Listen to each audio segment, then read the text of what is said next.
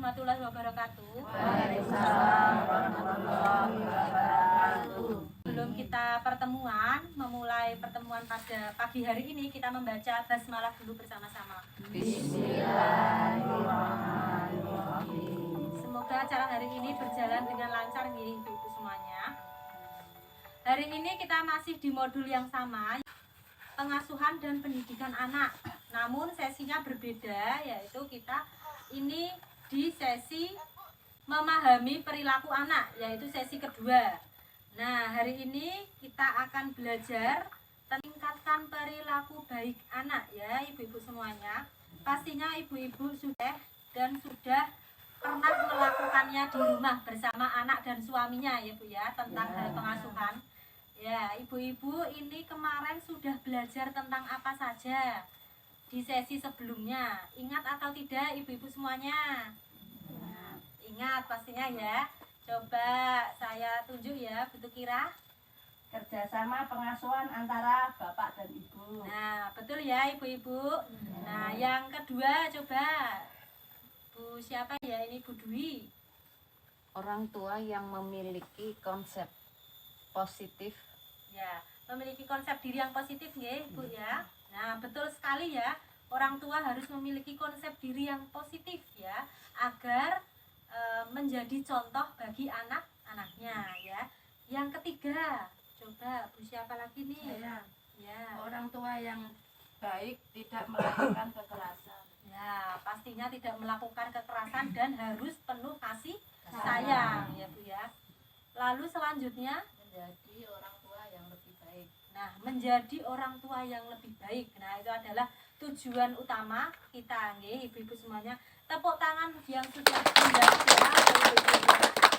Nah, lalu ibu-ibu di sini apakah sudah praktek pengasuhan di rumah? Sudah. Sudah. Nah, prakteknya apa aja sih yang Bapak Ibu lakukan di rumah? Menjadi orang tua yang lebih sabar. Nah, menjadi orang tua yang lebih sabar lagi, yaitu seperti mengendalikan emosi ya ibu-ibu ya. Lalu apalagi Bu Sumila?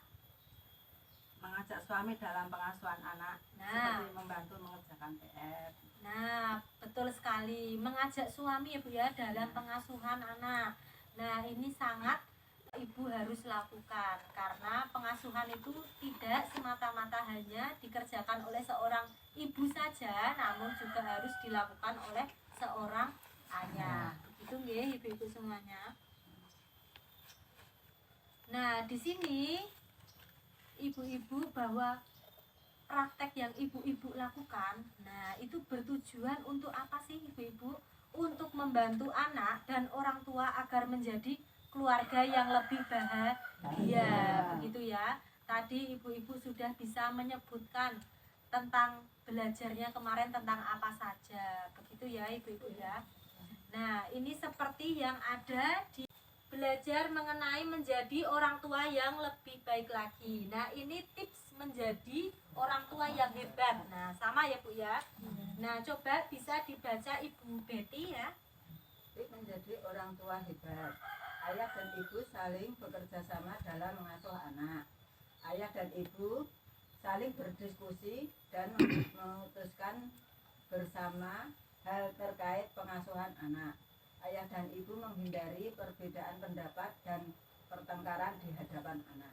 Nah, tepuk tangan kepada Bu Betty ya yang sudah mau membacakan. Nah, yang ini, nah kita lanjut ke sesi yang kedua, yaitu mengenai cara meningkatkan perilaku baik anak.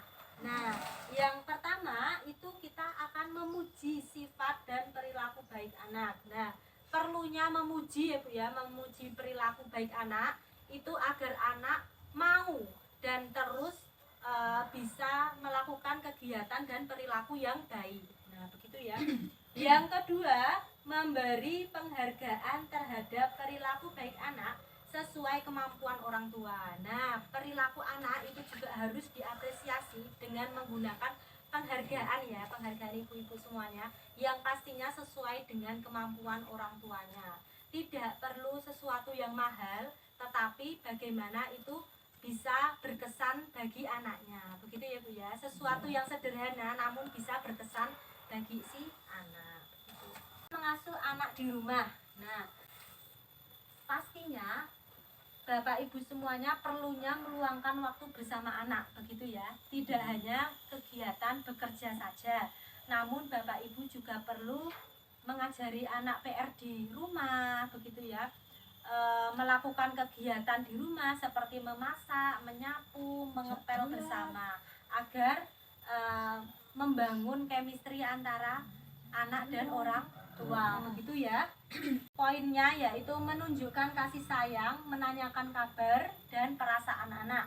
Seperti contohnya saja, ketika anak pulang sekolah, Bapak Ibu juga menanyakan kabar ya, bagaimana perasaannya ketika pulang sekolah, ketika di sekolahan seperti apa ya, diberikan materi apa saja dari gurunya. Nah, seperti mengulas ya ibu-ibu ya. Yang kedua, mengendalikan emosi di hadapan anak. Nah, mengendalikan emosi ini sangat perlu dilakukan ya Bu ya. Tapi emang sulit sekali. Jadi ibu-ibu perlu berusaha ya untuk mengendalikan emosi anak itu. Seperti ibu-ibu sama bisa tarik nafas panjang-panjang ya. Nah, itu juga bisa meringankan atau bisa mengendalikan emosi Bapak Ibu semuanya. Yang kedua, ibu-ibu bisa berhenti sejenak melakukan kegiatan atau aktivitas ya. Terus ibu-ibu bisa juga setelah ibu-ibu emosinya menurun, nah ibu-ibu bisa melakukan kegiatan atau aktivitasnya kembali. Yang ketiga, membuat peraturan bersama anak. Ya, membuat peraturan bersama anak ini juga perlu ya dilakukan.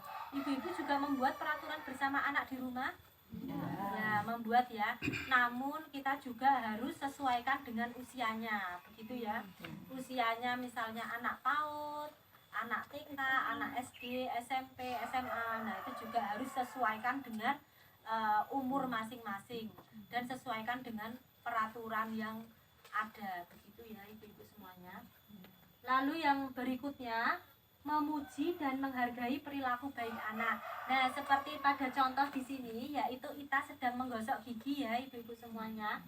Nah, itu diapresiasi oleh Ibu Lili ya, diacungi jempol. Nah, agar Ita juga rajin dalam menggosok gigi nanti-nantinya, begitu ya. Tidak hanya 1-2 kali, tapi seterusnya. Lalu yang berikutnya yaitu bersantai dan bermain bersama anak. Nah, ini sangat perlu dilakukan ya oleh kedua orang tuanya.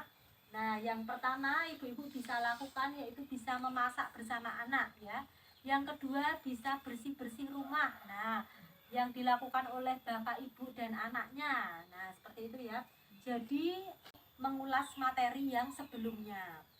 Nah, hari ini yaitu pembukaan ya ibu-ibu, yang nanti akan dilanjutkan di langkah kedua yaitu mengenai memuji anak. Terima kasih pada ibu-ibu semuanya.